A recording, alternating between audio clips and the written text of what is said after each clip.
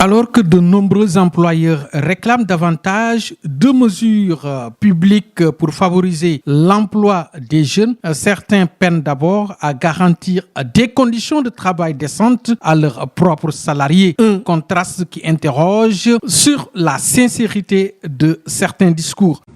Pensez vraiment à cette jeunesse.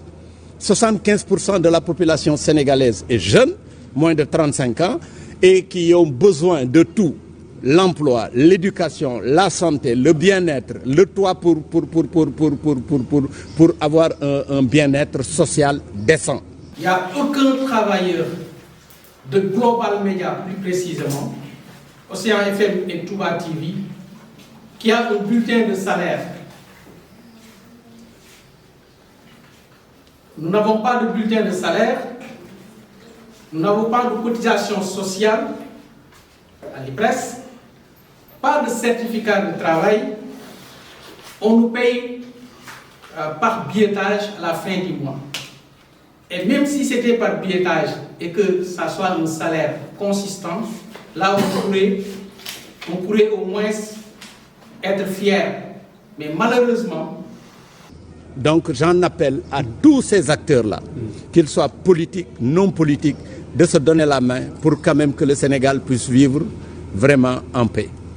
Loolu mooy li nga xamee ni bii réew mi réewu jàmm la réewum Serigne Touba la kan ki nga xam ni kii moo ci ëpp chance mooy ki nga xamee ni kii day wut jàmm. Chose plus grave, on réclame nos droits et on continue à travailler. Mais malheureusement, à notre grande surprise, le vigile qui est devant la porte a été sommé que ces 7 journalistes et techniciens des médias n'ont plus droit à l'accès à l'intérieur de l'entreprise.